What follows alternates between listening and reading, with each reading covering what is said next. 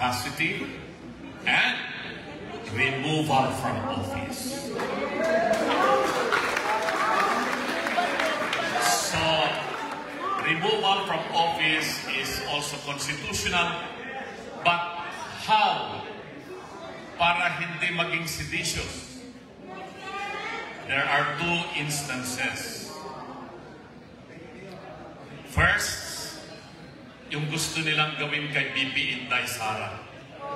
Impeach and convict so that she will be removed. If you can do that to the Vice President, to the Ombudsman, to Justices of the Supreme Court, to the members of the Constitutional Commission, you can also do that to the President as we had done against former President Joseph Estrada. Hindi ba? Pero hindi gagawin ng mga congressmen yan eh. Hindi nila i-impeach. Hindi rin i-convict yan ng Senado. Kamali ng timing kasi si Ronald Cardema napaaga, no?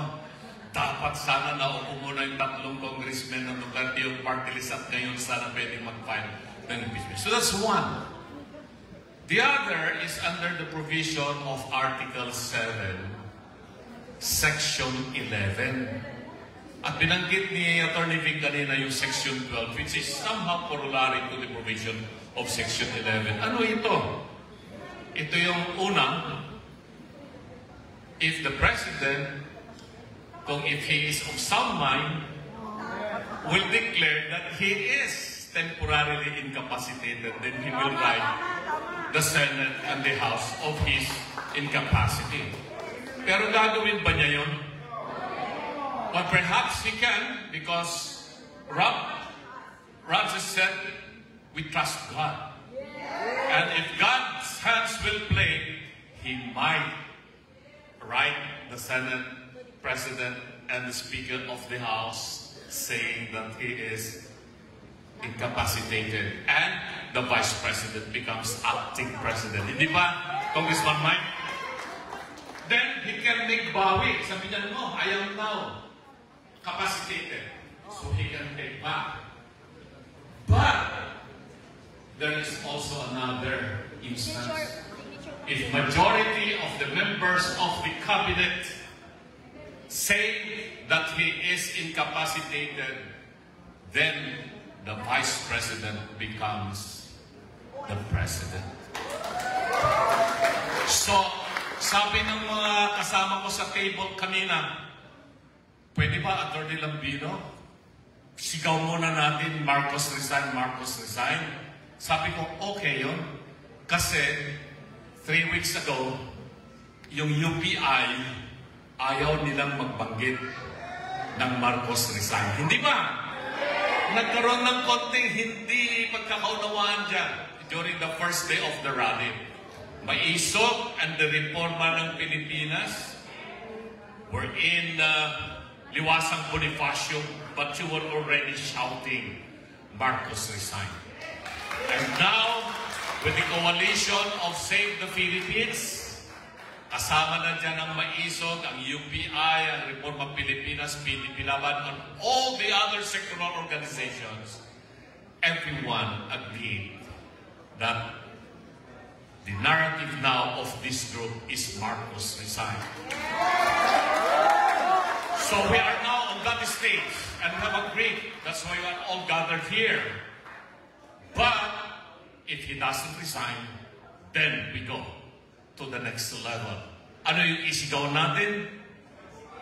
Ano yun? Sabi dyan, no? Nakalagay yun. BBM, you are fired. Katulad ng ginawa nila kay Iis Bersamin. Did he resign? No! He did not resign. He was fired. So, we gave him that mandate. We voted for him. Atty. Vic said, nabudol tayo lahat. So we can now withdraw, and we are withdrawing that mandate. Then the cry would be, you are fired. And with that, tapos na yung paliwanag ko ng konti. So let's now raise our right hand and we recite together. Panunumpa sa watawat ng Pilipinas. Ako ay Pilipino. Buong katapatan nanunumpa sa watawat ng Pilipinas. At sa bansang kanyang sinasagisag na may yaman, katarungan at kalayaan na pinagkilos ng sambayanang makadiyos, makatao, makakalikasan, at makabansa. Mabuhay ang sambayanang Pilipinas! Mabuhay ang mga Pilipino! Mabuhay tayong lahat! Buhay! Sa inyo, maraming salamat po sa napaka-inspiring words. Attorney Raul Lambino, pwede na tayong umupo. Meron pa tayong mga ilang dapat gawin bago dating ang alas 6. Okay.